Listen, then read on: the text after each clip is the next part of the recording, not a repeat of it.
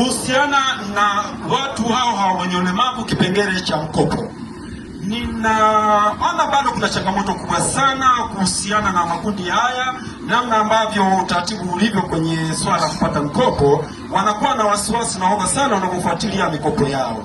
Kwa hiyo sasa kundi hili wao wenyewe wanaogopa kufuatilia. Sasa tunaomba usaidizi sana wa kupunguza masharti, namna watakapokuwa wanaongea na watu wenye changamoto, watu wenye mahitaji maalum. Tunaomba sana msaada wako, ikiwezekana kupunguza masharti kuhusiana na kundi la watu wenye ulemavu. Haya, masharti yapi ambayo ni magumu? Asante. Masharti yapi ambayo ni magumu? Afisa maendeleo ya jamii, kuna utaratibu gani katika kuwahudumia wenzetu kwenye ile 2% inayotokana na 10% kwa watu wenye mahitaji maalum? Afisa maendeleo alichokigusia ni kwamba kuna masharti magumu, la kwanza, lakini hakuna elimu ya kutosha. La tatu, kwa sababu ya wao kuwa na ugumu wa kuwasiliana. Je, kuna njia gani? Kwa mfano afisa maendeleo ya jamii ambayo mnatoa mikopo, je, mmeajiri hata mtu ambaye anaweza kawahudumia watu ambao wana mahitaji maalum? Hapana, tujaajiri. Mnawasiliana nao vipi sasa?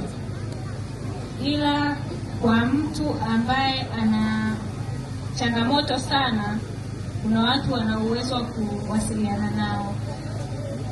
Pia kwa alikuwa anatoa hoja yake, ni mnufaika wa mkopo wa 10% kwa 2% kwa watu wenye mahitaji maalum.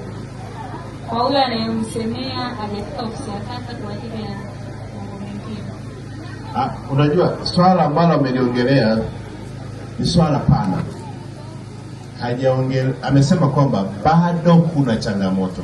Hajasema kwamba hajapata. Amesema bado kuna changamoto ya elimu, lakini pia masharti bado ni magumu. La tatu, kuna kikwazo cha mawasiliano katika jambo pana zaidi, sio specific kuhusu yeye, lakini katika mawanda mapana kama ofisi ya maendeleo ya jamii. Je, mmejipangaje kuwarahisishia yale masharti yawe marahisi zaidi? Na kumbuka pia, wakati tunaahirisha bunge, Mheshimiwa Waziri Mkuu alisema kwamba tunaendelea kuondoa vikwazo kwa watu kupata mikopo hii inayotokana na 10% ambayo ni mapato ya ndani. Sisi kama halmashauri tumeanza kuchukua hatua gani?